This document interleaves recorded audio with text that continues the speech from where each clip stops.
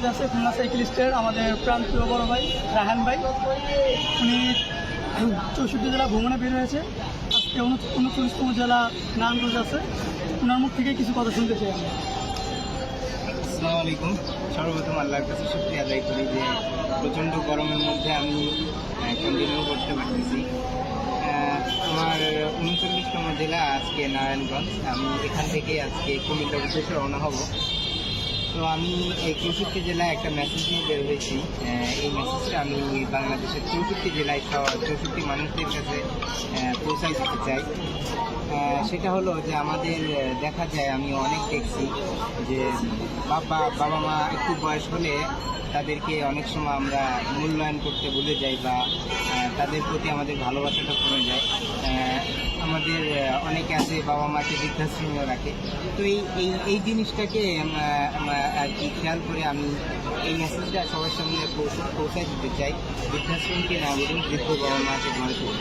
এই মেসেজটা আমি ইতিমধ্যে অনেক জেলায়, যে কয়টি জেলাতে আমি ভ্রমণ করেছি, প্রত্যেকটা জেলায় আমি মানুষদের কাছে ছড়াই দিয়েছি এবং তারা আমাকে এই বিষয়টা নিয়ে খুব উৎসাহিত করছে এবং বলছে যে মেসেজটা খুব ভালো। এটা যদি আমি সারা বাংলাদেশে ছড়িয়ে দিতে পারি, আমার জন্য যদি একটা জেলায় একজন মানুষ করে জানে, তার মাধ্যমে আরও 10 জন মানুষ জানবে। এভাবে বাংলাদেশে আমার মেসেজটা ছড়িয়ে যাবে এবং আমি আশা করি আমি এভাবে আমার মিশনটা শেষ করব। আচ্ছা ভাই, যারা বলে আমরা সাইকেল নিয়ে ঘুরে কীরকম মজা পাই বা আমরা যে এত কষ্ট করি কেন, আমরা কোনো টাকা পাই কিনা কোনো জায়গা থেকে, এটা নিয়ে আপনার কী মতামত? সাইকেল এটা হচ্ছে আপনার সুস্থ থাকার জন্য। আপনি যদি বলেন যে আপনার বয়স অনেক হবে কিন্তু আপনি সুস্থ থাকবেন কোনো ওষুধ ছাড়া, আমি মনে করি সাইকেলিং এর থেকে বড় ওষুধ আর কিছু নাই। আমি ইতিমধ্যে অনেক জেলাতে দেখছি যে তারা 71 সালের মানে যুদ্ধের আগে থেকে সাইকেলিং করে, তারা এখনও সাইকেলিং করে এবং তাদের ফিটনেস একদম মানে স্ট্রং। এই জন্য আমি মনে করি যে সাইকেলিং বিষয়টা এটা কোনো কষ্টের না।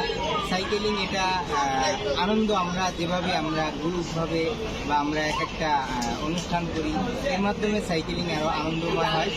আর আমরা যেই লং রাইডগুলো দিই, এটা হচ্ছে আমাদের সাইকেলিং নিয়ে একটা মানে আনন্দ করার জন্য জীবনকে মানে বিষয়টা এমন যে আমি সব কিছু দেখতে চাই।